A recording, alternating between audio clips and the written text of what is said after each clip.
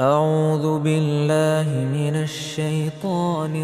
الرجيم. بسم الله الرحمن الرحيم. الحمد لله الذي أنزل على عبده الكتاب ولم يجعل له عوجا قيما لينذر بأسا شديدا من لدنه ويبشر المؤمنين الذين يعملون الصالحات أن لهم أجرا حسنا ماكثين فيه أبدا وينذر الذين قالوا اتخذ الله ولدا ما لهم به من علم ولا لآبائهم كبرت كلمة تخرج من أفواههم إن يقولون إلا كذبا فلعلك باخع نفسك على آثارهم إن لم يؤمنوا بهذا الحديث أسفا إنا جعلنا ما على الأرض زينة لها لنبلوهم أيهم أحسن عملا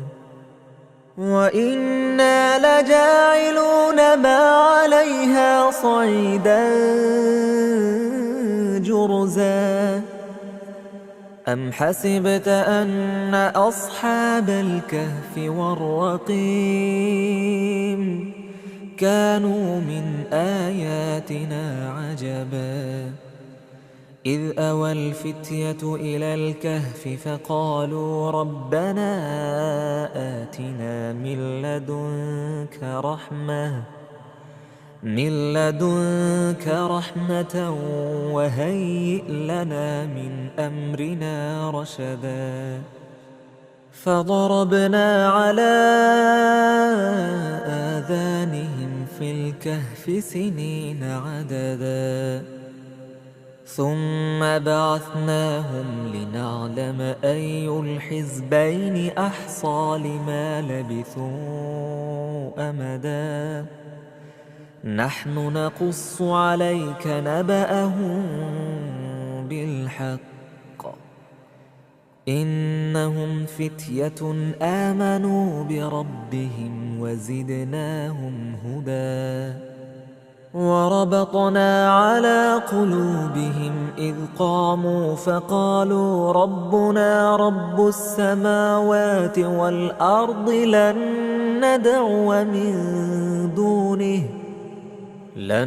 ندعو من دونه إلها لقد قلنا إذا شططا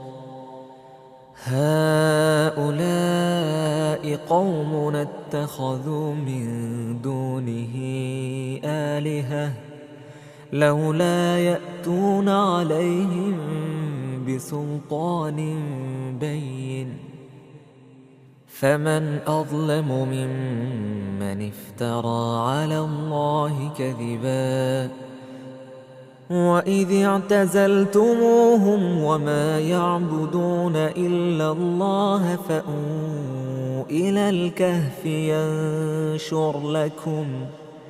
ينشر لكم ربكم من رحمته ويهيئ لكم من أمركم مرفقا وترى الشمس إذا طلعت تزاور عن كهفهم ذات اليمين وإذا غربت تقرضهم ذات الشمال وهم في فجوة منه ذلك من آيات الله من يهد الله فهو المهتد ومن يضلل فلن تجد له وليا مرشدا وتحسبهم أيقاظا وهم رقود ونقلبهم ذات اليمين وذات الشمال وكلبهم باسط ذراعيه بالوصيد لو اطلعت عليهم لوليت منهم فرارا ولملئت منهم رعبا وكذلك بعثناهم ليتساءلوا بينهم قال قائل منهم كم لبثتم قالوا لبثنا يوما أو بعض يوم قالوا ربكم أعلم بما لبثتم فابعثوا أحدكم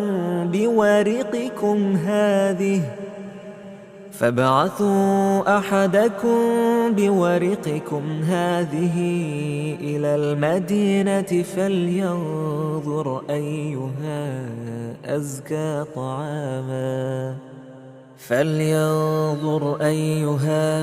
أزكى طعاما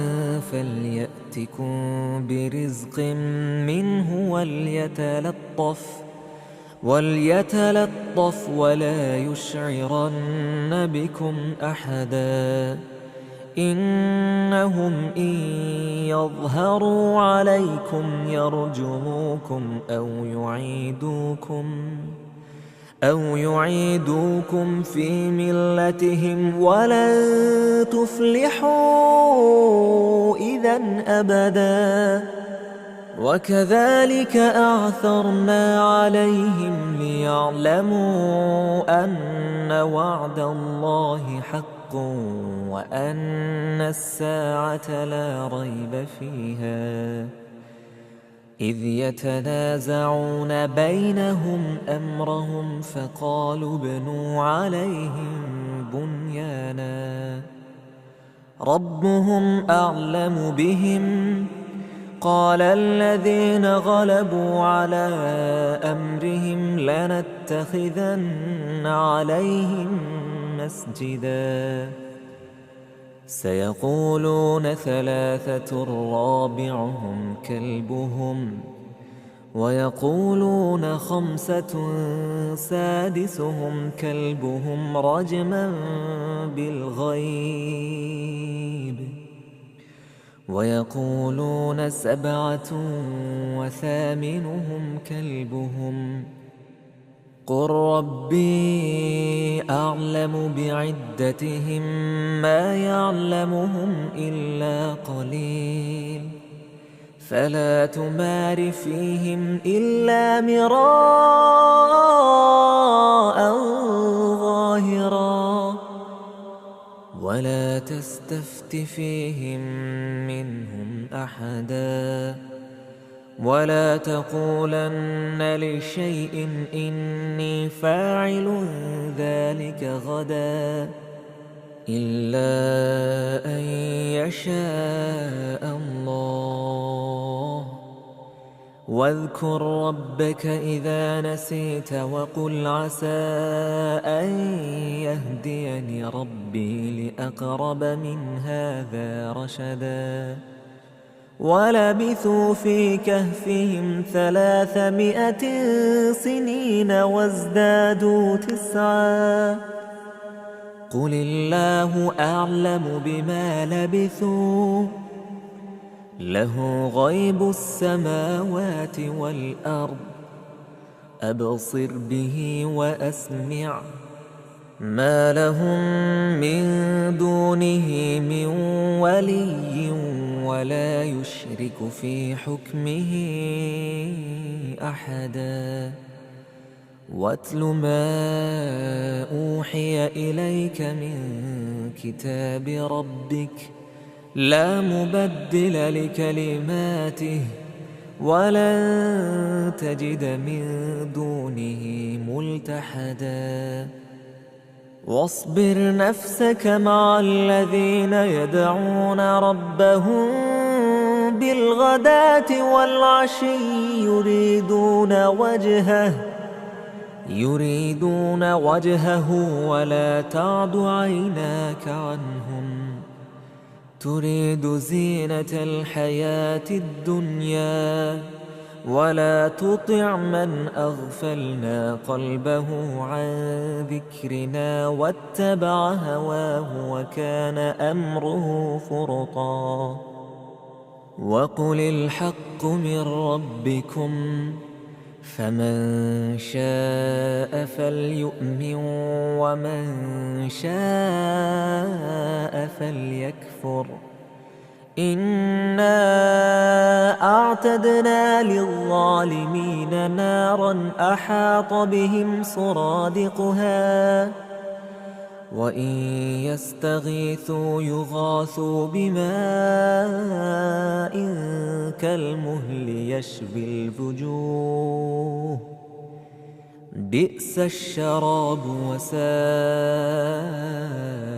مرتفقا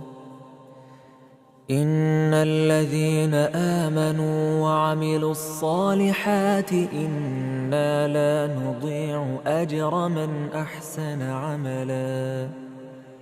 أولئك لهم جنات عدن تجري من تحتها الأنهار يحلون فيها من أساور من ذهب ويلبسون ثيابا خضرا من سندس وإستبرق متكئين فيها على الأرائك نعم الثواب وحسنت مرتفقا واضرب لهم مثلا الرجلين جعلنا لأحدهما جنتين من أعناب وحففناهما بنخل وجعلنا بينهما زرعا كلتا الجنتين آتت أكلها ولم تظلم منه شيئا وفجرنا خلالهما نهرا وكان له ثمر فقال لصاحبه وهو يحاوره أنا أكثر منك مالا وأعز نفرا ودخل جنته وهو ظالم لنفسه قال ما أظن أن تبيد هذه أبدا وما أظن الساعة قائمة ولئن رددت إلى ربي لأجدن خيرا منها منقلبا قال له صاحبه وهو يحاوره أكفرت بالذي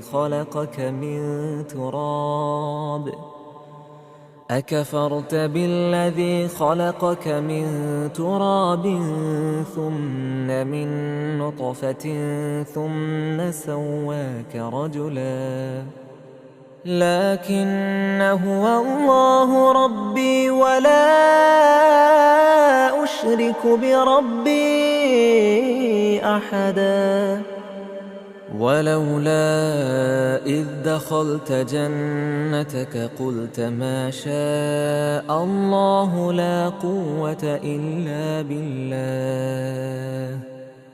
إن ترني أنا أقل منك مالا وولدا فعسى ربي أن يؤتيني خيرا من جنتك ويرسل عليها حسبانا من السماء فتصبح صعيدا زلقا أو يصبح ماؤها غورا فلن تستطيع له طلبا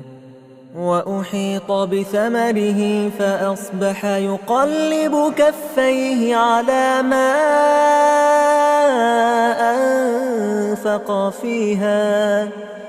أنفق فيها وهي خاوية على عروشها ويقول يا ليتني لم أشرك بربي أحدا ولم تكن له فئة ينصرونه من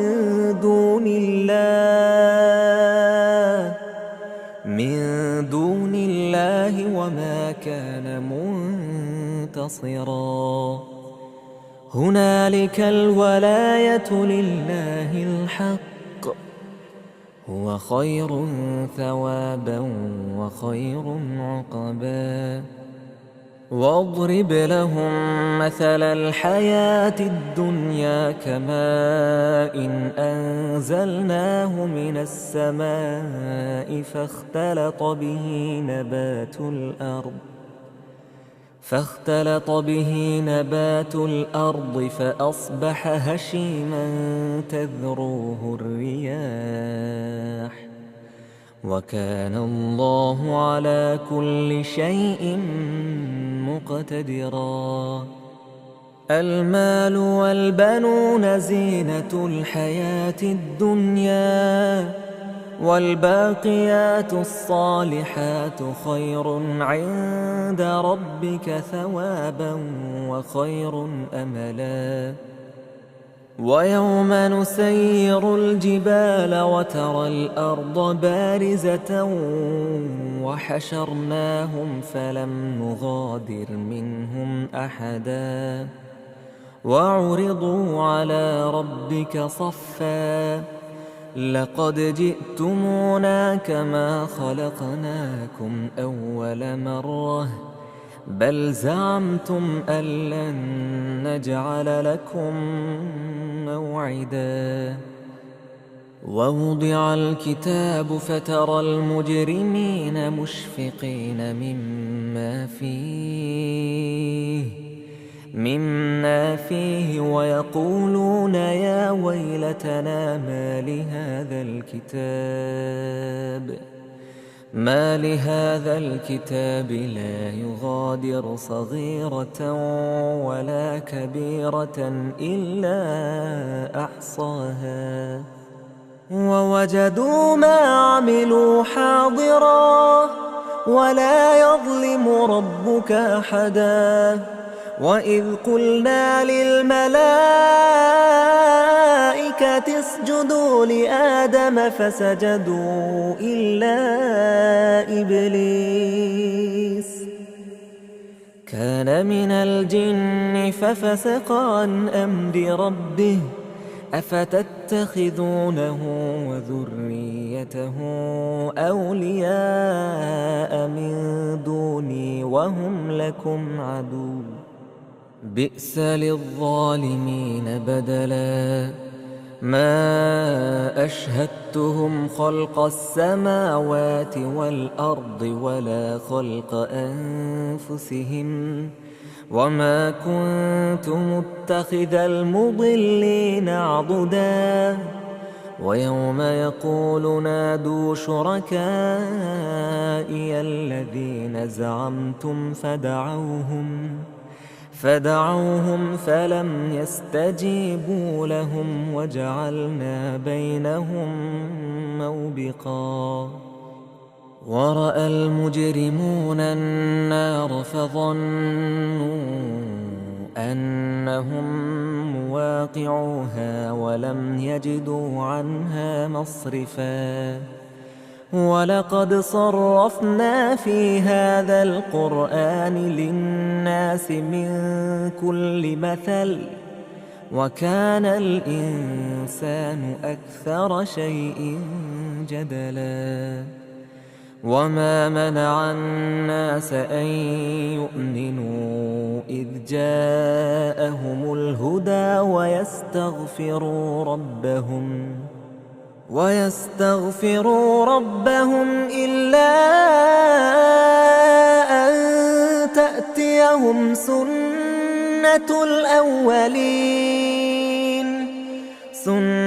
الأولين أو يأتيهم العذاب قبلا وما نرسل المرسلين إلا مبشرين ومنذرين ويجادل الذين كفروا بالباطل ليدحضوا به الحق واتخذوا آياتي وما أنذروا هزوا ومن أظلم ممن ذكر بآيات ربه فأعرض عنها ونسي ما قدمت يداه إنا جعلنا على قلوبهم أكنة أن يفقهوه وفي آذانهم وقرا وإن تدعوهم إلى الهدى فلن يهتدوا إذن أبدا وربك الغفور ذو الرحمة لو يؤاخذهم بما كسبوا لعجل لهم العذاب بل لهم موعد لن يجدوا من دونه موئلا وتلك القرى أهلكناهم لما ظلموا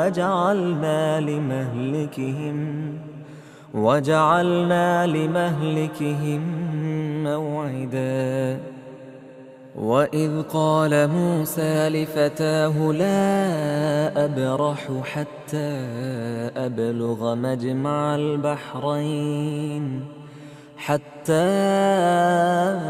أبلغ مجمع البحرين أو أمضي حقبا فلما بلغا مجمع بينهما نسيا حوتهما فاتخذ سبيله في البحر سربا فلما جاوزا قال لفتاه آتنا غداءنا لقد لقينا من سفرنا هذا نصبا قال أرأيت إذ أوينا إلى الصخرة فإني نسيت الحوت وما أنسانيه إلا الشيطان أن أذكره واتخذ سبيله في البحر عجبا قال ذلك ما كنا نبغ فارتدا على آثارهما قصصا فوجدا عبدا من عبادنا آتيناه رحمة من عندنا وعلمناه من لدنا علما قال له موسى هل أتبعك على أن تعلمني مما علمت رشدا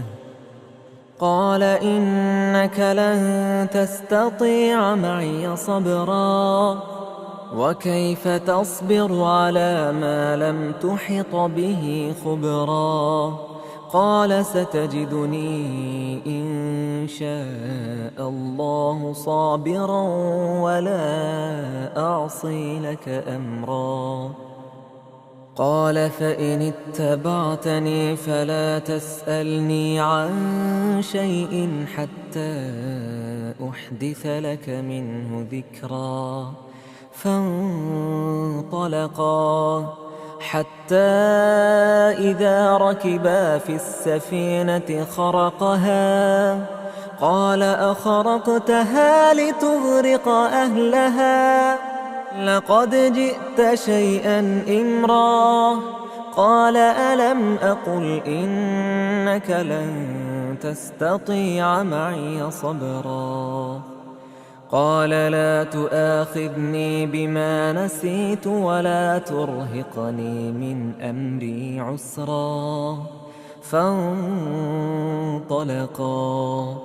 حتى إذا لقيا غلاما فقتله قال أقتلت نفسا زكية بغير نفس لقد جئت شيئا نكرا قال ألم أقل لك إنك لن تستطيع معي صبرا قال إن سألتك عن شيء بعدها فلا تصاحبني قد بلغت من لدني عذرا فانطلقا حتى إذا أتيا أهل قرية استطعما أهلها فأبوا أن يضيفوهما فوجدا فيها جدارا يريد أن ينقض فأقامه قال لو شئت لاتخذت عليه أجرا قال هذا فراق بيني وبينك سأنبئك بتأويل ما لم تستطع عليه صبرا أما السفينة فكانت لمساكين يعملون في البحر فأردت أن أعيبها وكان وراءهم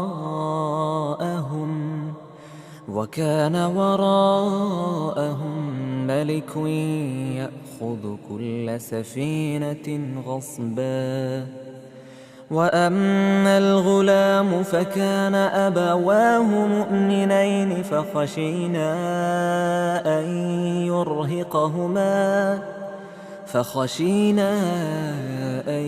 يرهقهما طغيانا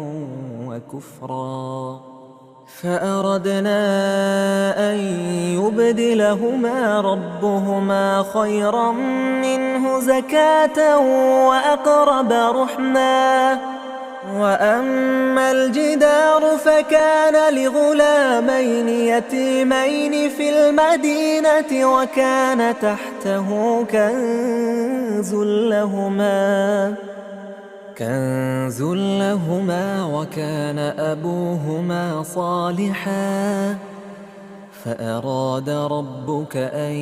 يبلغا أشدهما ويستخرجا كنزهما رحمة من ربك وما فعلته عن أمري ذلك تأويل ما لم تستطع عليه صبرا ويسألونك عن ذي القرنين قل سأتلو عليكم منه ذكرا إنا مكنا له في الأرض وآتيناه من كل شيء سببا فأتبع سببا حتى إذا بلغ مغرب الشمس وجدها تغرب في عين حمئة ووجد عندها قوما قلنا يا ذا القرنين إما أن تعذب وإما أن تتخذ فيهم حسنا قال أما من ظلم فسوف نعذبه ثم يرد إلى ربه ثم يرد إلى ربه فيعذبه عذابا نكرا. وأما من آمن وعمل صالحا فله جزاء الحسنى وسنقول له من أمرنا يسرا. ثم أتبع سببا حتى إذا بلغ مطلع الشمس وجدها تطلع على قوم لم نجعل لهم من دونها سترا. كذلك وقد أحطنا بما لديه خبرا. ثم أتبع سببا حتى إذا بلغ بين السدين وجد من دونهما قوما لا يكادون يفقهون قوما. قالوا يا ذا القرنين إن يأجوج ومأجوج مفسدون في الأرض فهل نجعل لك خرجا على أن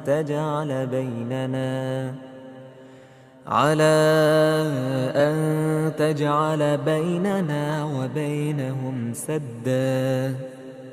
قال ما مكني فيه ربي خير فأعينوني بقوة أجعل بينكم وبينهم ردما. آتوني زبر الحديد حتى إذا ساوى بين الصدفين قال انفخوا حتى إذا جعله نارا قال آتوني أفرغ عليه قطرا. فما استطاعوا أن يظهروه وما استطاعوا له نقبا. قال هذا رحمة من ربي فإذا جاء وعد ربي جعله دكا وكان وعد ربي حقا. وتركنا بعضهم يومئذ يموج في بعض ونفخ في الصور فجمعناهم جمعا. وعرضنا جهنم يومئذ للكافرين عرضا. الذين كانت أعينهم في غطاء عن